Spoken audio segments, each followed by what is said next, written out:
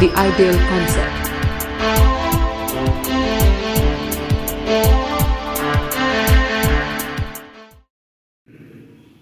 सुप्रभात। जैसा कि हमने पिछले वीडियो में भारत की स्थिति और विस्तार के बारे में बताया था, वह एक संक्षेप में मैंने परिचय दिया था कि भारत है और भारत के कौन कौन से पड़ोसी देश हैं। इसके अलावा मैंने अक्षांश और देशांतर की कुछ चर्चा किया था।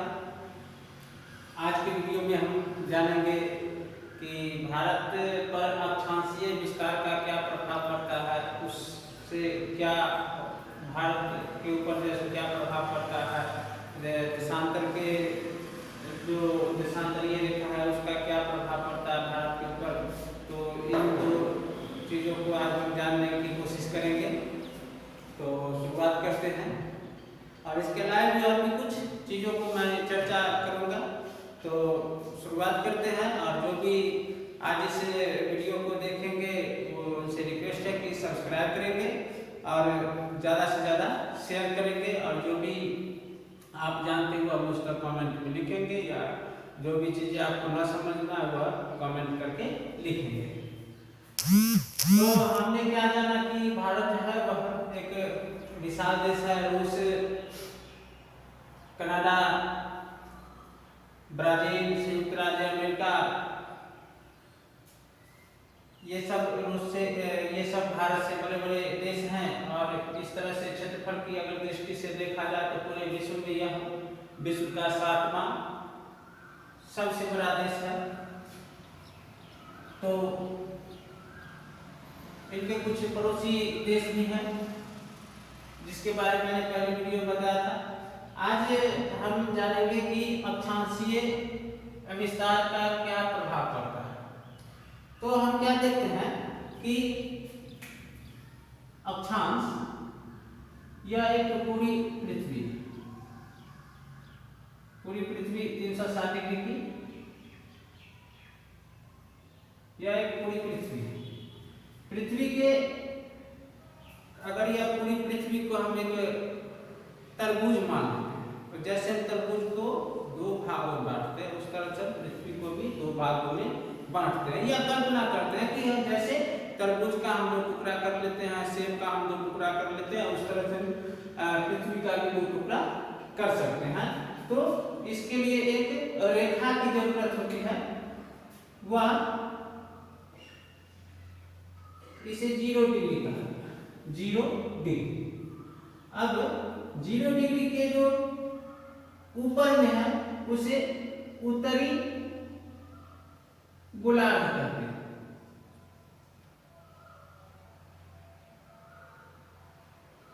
और जो दक्षिण में से दक्षिणी गोलार्ध कहते हैं।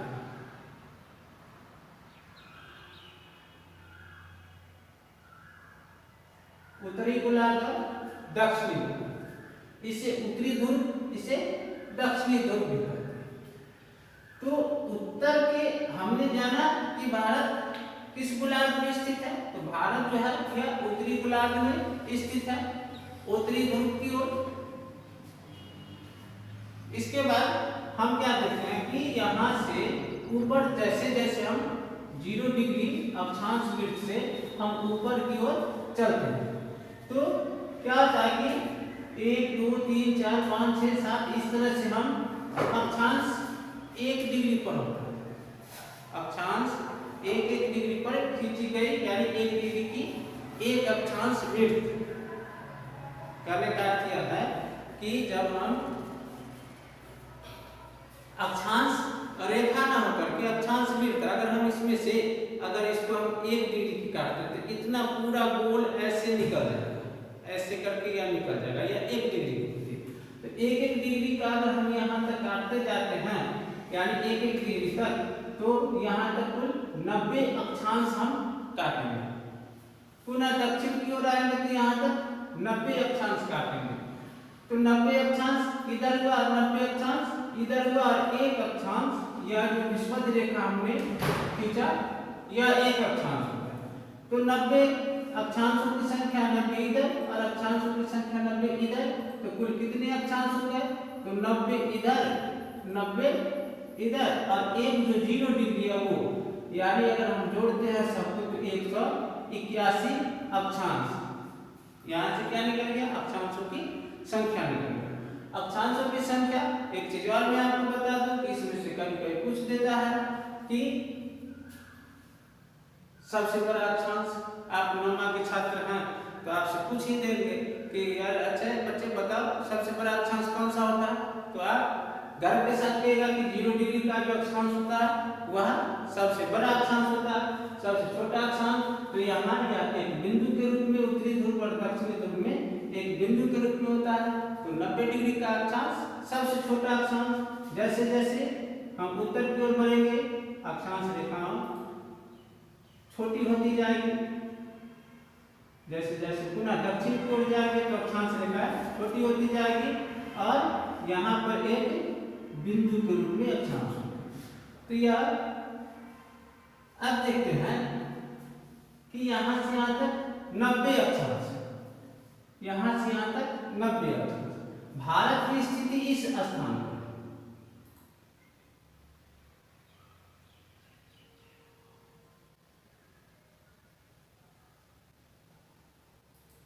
इस स्थान पर है भारत की स्थिति। तो इस स्थान पर है यह जो भाग है, यह हमने बताया कि 8 डिग्री 4 मिनट। ये भाग मैंने बताया कि 37 डिग्री 6 मिनट, यानी यह भाग जो है यह 8 डिग्री 4 मिनट पर और यह जो है 37 डिग्री 6 मिनट पर।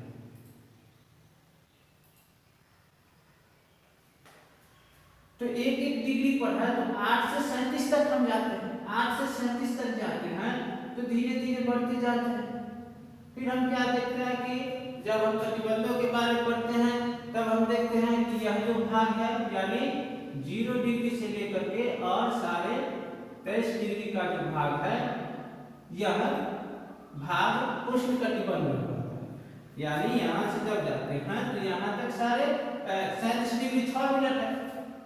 यहाँ से कन्याकुमारी से जम्मू कश्मीर तक 37 डिग्री 6 मिनट, तो 23.5 डिग्री तक का जो भाग है वह उष्णकटिबंध में आता है। यानी 23.5 डिग्री का जो भाग है यह वाला जो क्षेत्र है यह क्या जाता है, यह कर्क रेखा है। कर्क रेखा देखिए यहाँ खींचा हुआ है, कर्क रेखा भारत के बीचों बीच से गुजरा है, भारत के बीचों बीच से गुजरा है। यानी भारत को 2 भागों में बांटने वाली रेखा कौन सी है, तो कर्क रेखा। यह 2 भागों में बांट देती भारत को, यह उत्तर का हिस्सा और यह दक्षिण का हिस्सा।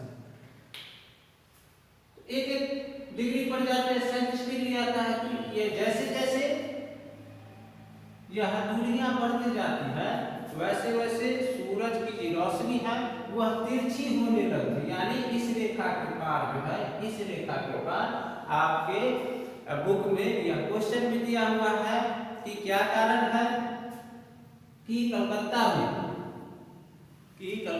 में सूर्य की रोशनी साल में 2 बार लंबवत पड़ती है। क्या कारण है? वही जम्मू कश्मीर में जो है लंबवत नहीं पड़ती है। तो क्या देखते हैं कि कलकत्ता यहाँ पर है, ये बंगाल का नक्शा है, कलकत्ता यहाँ पर है।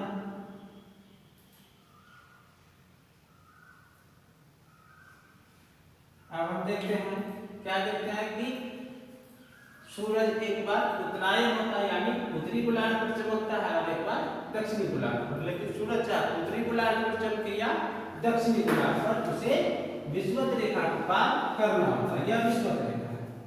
तो मान लेते हैं कि सूरज कभी कर्क रेखा पर आती है और कभी विषुवत रेखा। साल में एक बार कर्क रेखा की ओर और एक बार मकर रेखा की ओर। इसे हम मकर रेखा कहते हैं, इसे हम कर्क रेखा कहते हैं।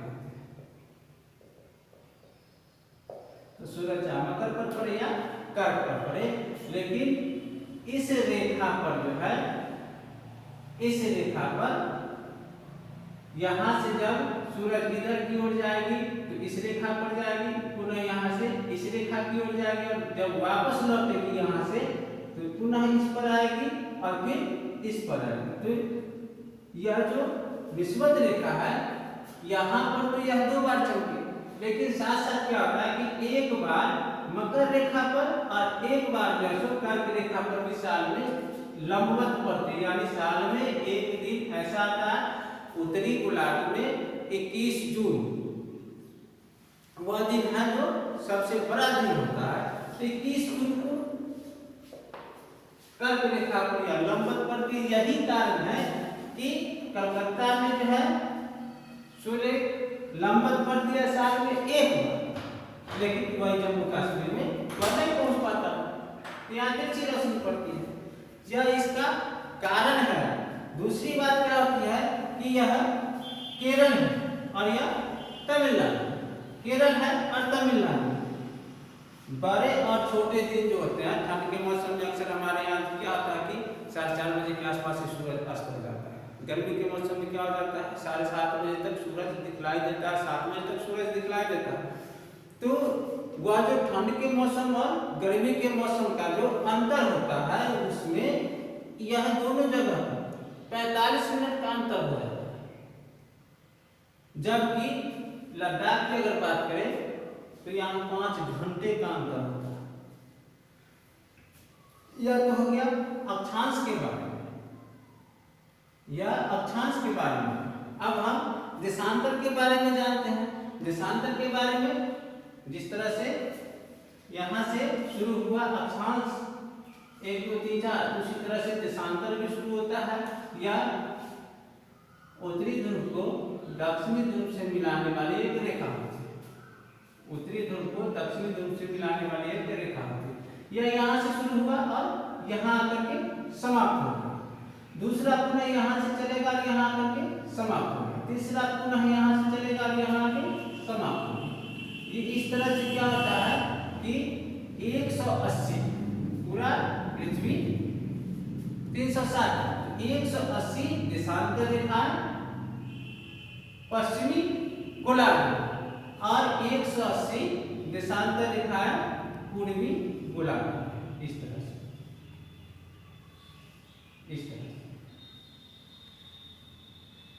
तो देशांतरों की संख्या कितनी हो गई 180 इधर और 180 इधर, यानी इसकी संख्या हो गया 360।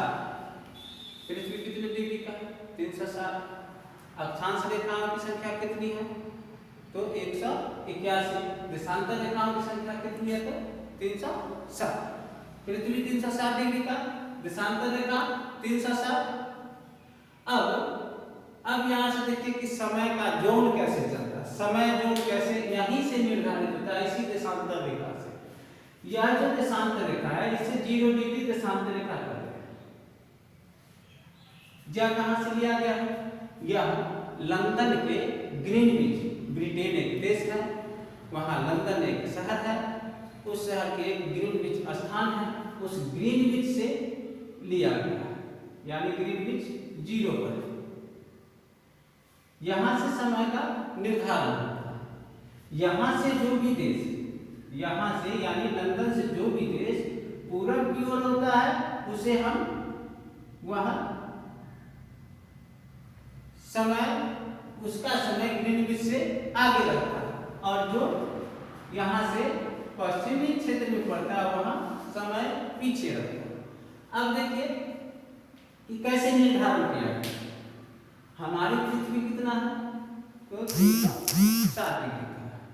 अब 360 डिग्री का है तो 360 डिग्री इसे एक बार मूव करने में कितना समय लगता है 24 घंटे। क्या देखते हैं दिन और रात मिला करके 24 घंटे होता है। तो यह 360 डिग्री घूमने में इसको 24 घंटे का समय है।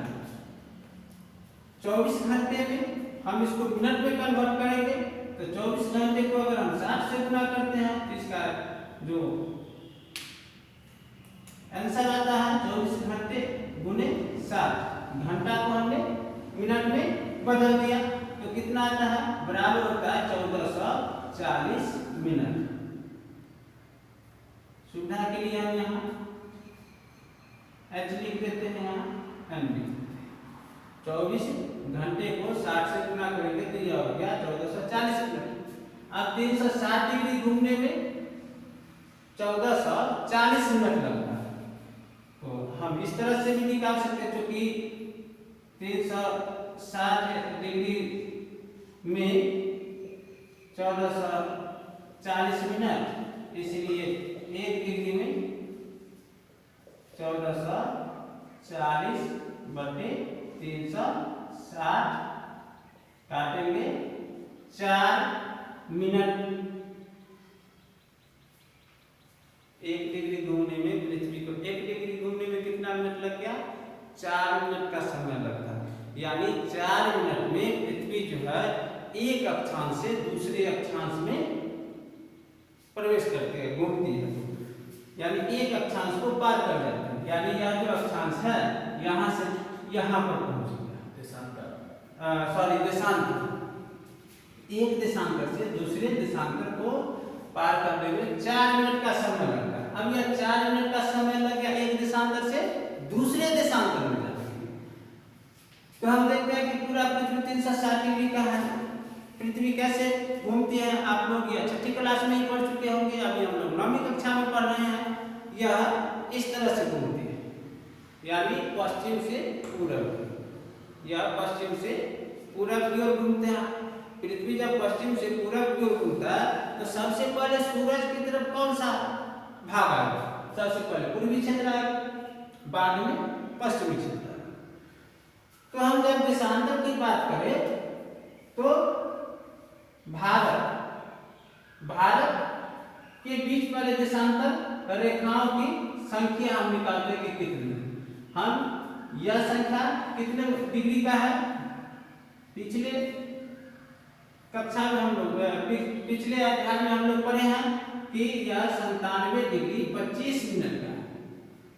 यहाँ हमने बताया था कि यह जो बिंदु है, यह जो गुजरात का जो कक्ष क्षेत्र है, यह है 68 डिग्री 7 मिनट। 97 25 पूर्वी है और 68 7 पश्चिमी। अब मैंने बताया कि एक एक डिग्री पर एक देशांतर रेखा खींची, तो कुल देशांतर रेखाओं की संख्या 97 डिग्री में से 68 डिग्री पर घटाते हैं तो आता है 29 डिग्री, और यह जो 25 है और 7 है इसको 1 डिग्री अगर रख दिया जाए तब आता है 30। यानी पूरे भारत में कितने देशांतर रेखा है? तो 30 देशांतर रेखा। पूरे भारत में कितने अक्षांश रेखा है? तो 30 है। अक्षांशों की संख्या भी 30 और देशांतर की संख्या भी 30। अब देखिए यह तो ग्रीनविच था, ग्रीनविच से हमारा समय आगे, क्यों? क्योंकि हमारा समय ग्रीनविच से पूरब की दिशा, तो पूर्वी भाग पहले सूरज की ओर पहुंचता है, तो हमारा समय यहाँ से आगे। अब कितना आगे है? तो लोग बोल देते कि 5.5 घंटा। भाई 5.5 घंटा आगे क्यों? इसको तोड़ तोड़ के समझिए, एकदम दिमाग में हटाइए। ना समझ में आएगा तो दोबारा देखिएगा, बिल्कुल समझ में आ जाएगा। मैं सरल भाषा में समझाने का कार्य करता हूं। अब देखते हैं 97 डिग्री 25 मिनट है, यहाँ 68 डिग्री 7 मिनट। यह पूरा भारत का क्षेत्र। सबसे पहले यह भाग आपके किताब में, क्लास 9वीं के किताब में यह भी प्रश्न है कि क्या कारण है कि अरुणाचल प्रदेश का समय जो है यह गुजरात के समय से 2 घंटा पहले है। इसका क्या मतलब है कि भाई गुजरात में बज रहे 5 तो यहाँ बज रहा 7? नहीं, यहाँ भी 5 अगर बज रहा है तो यहाँ भी 5 ही बज रहा है। लेकिन जब सवेरा की अगर हम बात करते हैं तो यहाँ सूरज जो है वह 5 बजे अगर उगता है तो यहाँ सूरज कितना बजे दिखलाई देगा? 7 बजे सूरज दिखलाई देगा। यानी जिस समय यहाँ 5 बज रहा होता है उस समय यहाँ 7 नहीं बज रहा होता। यहाँ 5 बजे सूरज दिखलाई दिया तो यहाँ 7 बजे सूरज दिखलाई देगा। लेकिन जिस समय यहाँ सूरज दिखलाई देगा 5 बजे, उस समय यहाँ भी 5 ही बजेगा। क्यों? तो सबसे पहले हम देखते हैं क्या किया जो है पूरे भारत का कहाँ से समय लिया गया? ग्रीनविच से। ग्रीनविच से भारत को हर प्रत्येक देश को एक मानक नियमोत्तर की जरूरत होती है ताकि वहां से वह टाइम टेबल को निर्धारित कर सके।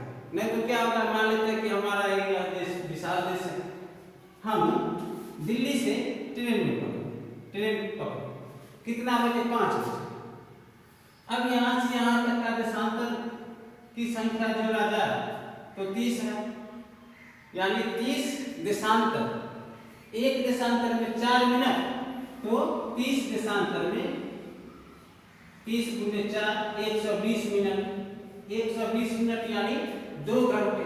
2 घंटे का अंतराल होगा। यहाँ से अगर यहाँ दिल्ली की घड़ी में अगर 5 बज रहे होते हैं, उस समय अरुणाचल प्रदेश की घड़ी में कितना बज रहे होते हैं? 6 बज रहे होते हैं।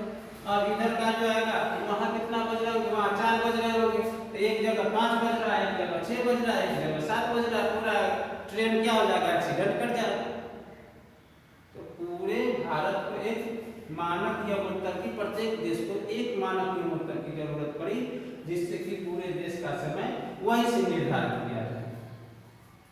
तो हमारा समय निर्धारित करने वाला जो रेखा है वह 82.5 डिग्री का है। देखिए कितना डिग्री का है, यह नोट कर लीजिए, वह है 82.5 डिग्री। मैं इसको यहाँ पर मिटा देता हूँ, यह इस चीज को भी आप लोग नोट कर लीजिएगा, मेरे पास जगह कम है। यह 82.5 डिग्री।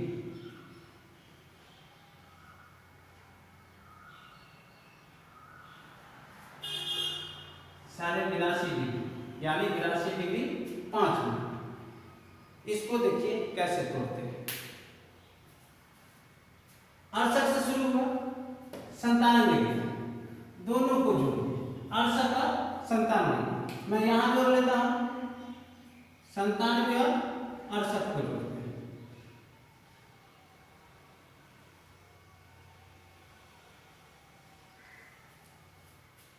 अब इसको क्या करते हैं? 2 से भाग दे देते हैं। दोनों देशांतर यहाँ जोड़ा गया, 68, इसका विस्तार जो है जोड़ा गया। 68 7 से 97 25 जोड़ा गया, 7 को छोड़ दिया और 25 को हमने छोड़ दिया। 97 और 68 को जोड़ा 165। देखिए कैसे 5.5 घंटा आगे कैसे मैं वो बता रहा हूँ। आखिर 82.5 डिग्री को क्यों मानक नियमोत्तर, भारत का मानक नियमोत्तर 82.5 डिग्री पर है, क्यों? आप 9वां के विद्यार्थी हैं, यह जानना बहुत जरूरी है। कभी कभी तो कंपटीशन में ही पूछ देता है, लोगों को समझ में नहीं आता है कि क्यों दिया गया। दोनों देशांतर ये विस्तार को जोड़ा गया 165। भाई भारत पूरा भी जो पूरा यह क्षेत्र है, तो उसका जो बीच सेंटर होगा, जो माध्य होगा, एकदम मिडिल होगा, उसी को जो बनाएगा समय जो। तो इसमें हमने क्या किया, इसको 2 भाग में डिवाइड कर दिया। 2 भाग में डिवाइड किया, 8 दूनी 16 कट गया, ऊपर से यह 5 उतर गया। एकदम गणितीय तरीका समझ में आ जाए। 2 दूनी 4, 5 में से 4 गया 1, दशमलव देते हैं, 0 देते हैं, 5 दूनी 10, कितना डिग्री निकल गया? एकदम सरल तरीका है, 82.5 डिग्री। तो भारत का मानक नियमोत्तर कितना होगा? 82.5 डिग्री था। कहां से खींचा गया? अब यह 82.5 डिग्री कहां पर है? 68 से हम चलेंगे, तो इस तरह से 69 70 71 72 73 इस तरह से करते गए, तो 68 डिग्री जो है 82 डिग्री 5 मिनट इस स्थान पर आया। यह जो है इस स्थान पर आ गया 68 डिग्री 82 डिग्री 5 मिनट इस स्थान पर आ गया। अब यह स्थान जानते हैं कि कौन कौन सा है। ये स्थान जानते हैं कि कौन कौन से राज्य